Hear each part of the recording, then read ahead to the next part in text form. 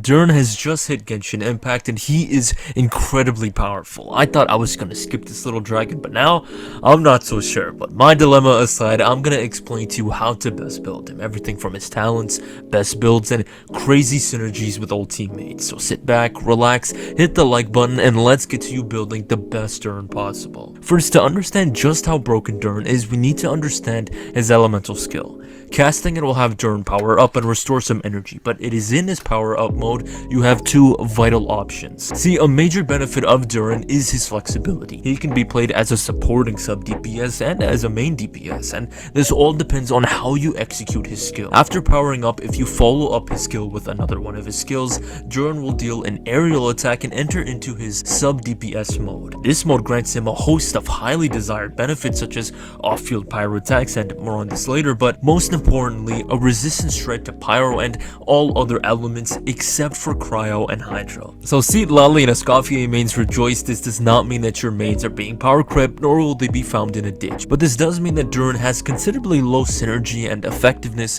in such teams, but for all other teams he is an amazing support, and this is incredibly fitting considering all the new hexerei buffs coming to the game, where much of the old characters from Mondstadt are getting major upgrades, and Durin's support capabilities make him the perfect teammate to not only meet the requirements to actually activate these new buffs, but through his kit he makes these buffs even stronger. With all this, it's hard not to play Durin as a support, but you should also consider his second mode. After his skill, if you normal attack with Durin, Durin will enter into his DPS mode. In this mode, Durin retains his off-field pyro hits, but now his personal damage is prioritized. He receives an absurd 40% damage buff to his melts and vaporizes. This dramatically elevates Durin's damage. You will absolutely see extremely high damage numbers from him, and an ability you'll definitely see these numbers from is from his elemental burst. In his support mode, his burst echoes the look of the Summer Simulanka area and gives his off-field attacks AoE to better fit with the talents of your main DPS. His DPS burst calls back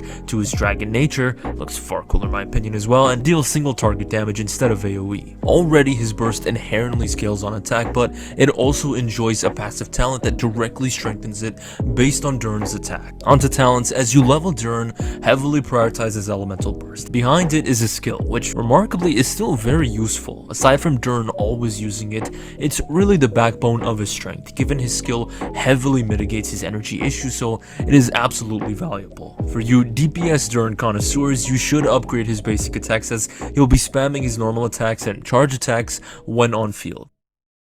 Let's now break down the best weapons to play on Durin, and the good news for this section, unlike the next one, Durin has a great selection of swords he can wield, from 5 stars to especially 4 stars. Many of the options we oftentimes glance over are amazing on Durin. Anyhow, let's begin with my calculations, starting with his number 1 sword, his signature. His signature is really a profound sword. Up front, it gives you both crits, loads of attack, and even damage boost to the active character. The only questionable thing about it, depending on how you look at it, is the weapon's bottom passive. Here, the true strength of the sword is locked to Durin playing alongside a fellow hexerei member. Unsurprisingly, you get a huge damage gain from this, but this does mean that even his signature weapon isn't free from the whole hexerei mechanic. Now, admittedly, you are going to be playing by this mechanic anyway since Durin is elevated by it so greatly, but still, it is something you always need to be aware of and abide by. At second place as an incredible substitute is the Jade Cutter. With so much crit rate plus a good bonus in attack, it's hard to skip over the Jade Cutter. It'll make building your Durin a breeze and make outputting high damage effortless. I'm totally not jealous for those of you that have it, but if like me you don't have it, the Mist Splitter is a great choice. At number 4 is the Harn, which I totally forgot existed, in addition to the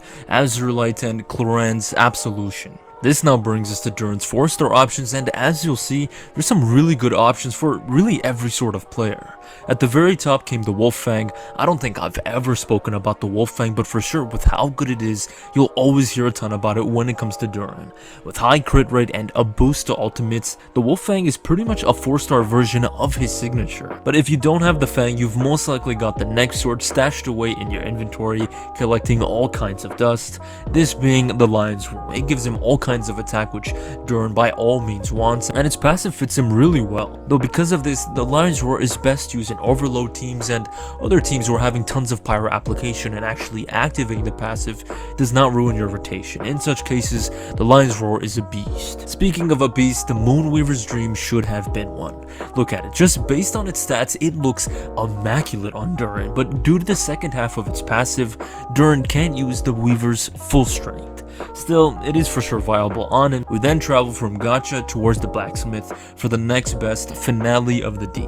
It's cheap, packs a punch, and is strong regardless of how you use it. If you're unsure what to equip and just want a safe weapon, this is your go-to sword. There's also the Ishin if you have it, and the Kagayuchi being just barely worse. If you're in early game, the best 3-star swords are 1, the Harbinger of Dawn, which, because of its high crit, will last you a very long time and kinda outputs close damage to that of some of the 4 stars, or the Fillet Blade for a high attack.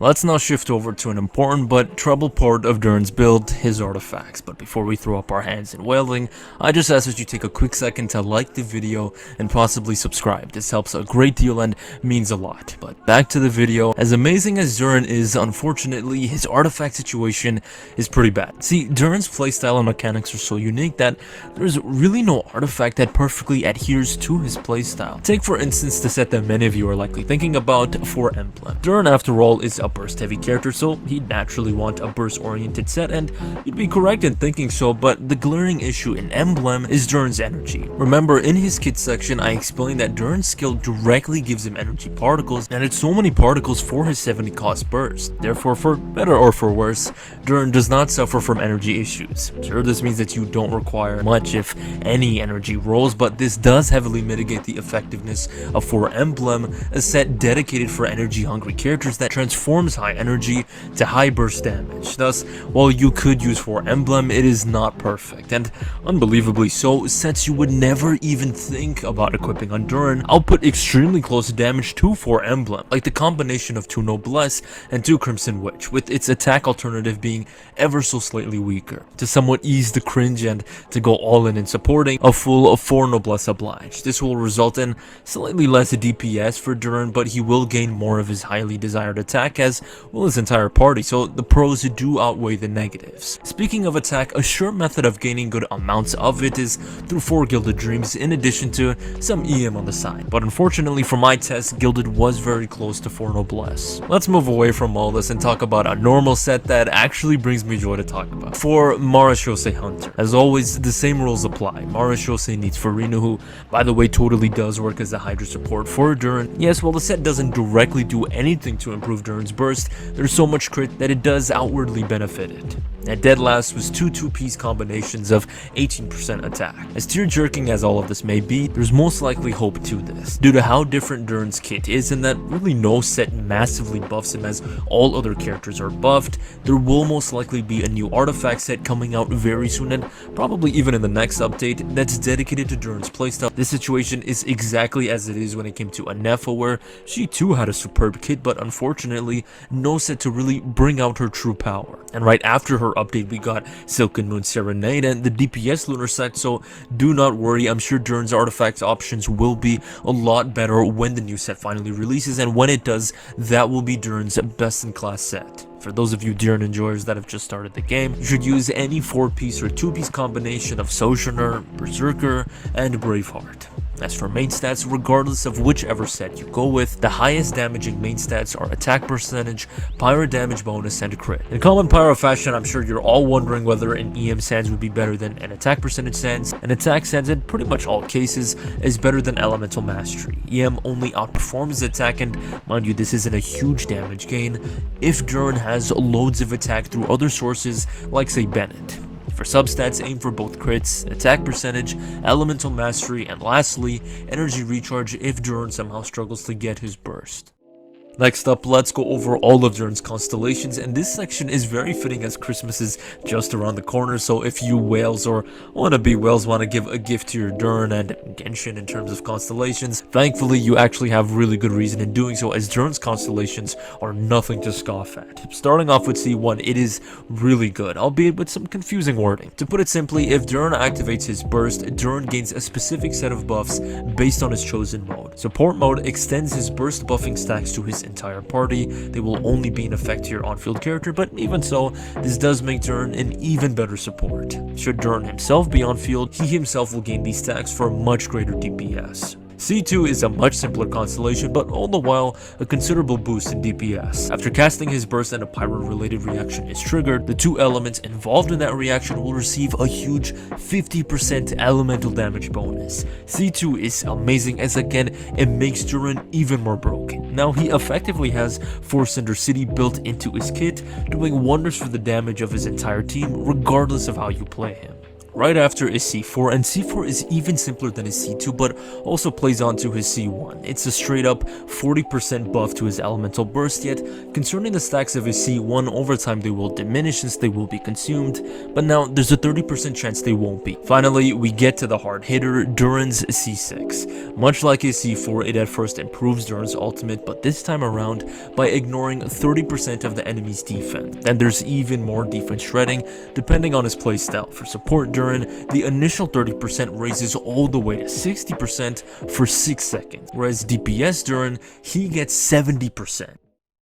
Last but not least, let's cover some great teams to play Durin in, and this is a massive incentive of Durin, arguably his best one, where were I to cover all of the possible teams he can play in, this video would literally be like 2 hours. He fits into and strengthens so many teams. Let me know what teams you'll be running him in, but all the same, here's some of his best setups. One team I'm really interested in and looks really good is a double Pyro Navia team. Navia really wants to be played with a second Geo. In the past, Chiori was chosen for this role since she outright power creeped Albedo, but now Albedo's got his PhD in comebacks and now he power creeps Chiori, reigning as the #1 unit for this slot. However, to make Albedo the Chad he is now, you'll need Durin in your team to bring about these changes, adding in another layer of damage to an already extremely deadly team. Then to top off the team, we've got Bennett to heal everyone and surge the attack of Navia and Durin. On to the next team, we move over to a widely popular team that's still focused on Fontaine, that being Arlecchino Overload. Surprisingly though, I'm all on board with this.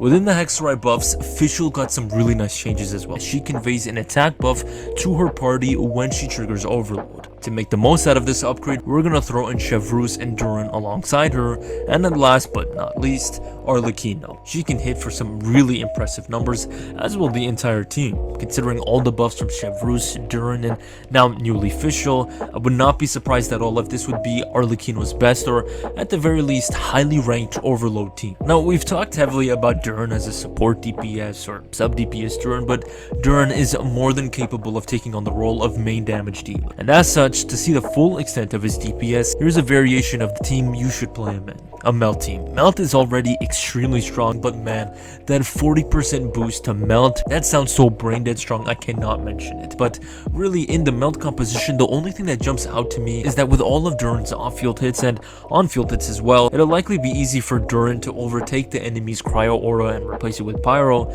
So to ensure this doesn't occur, I'm running both Citlali and Kaya.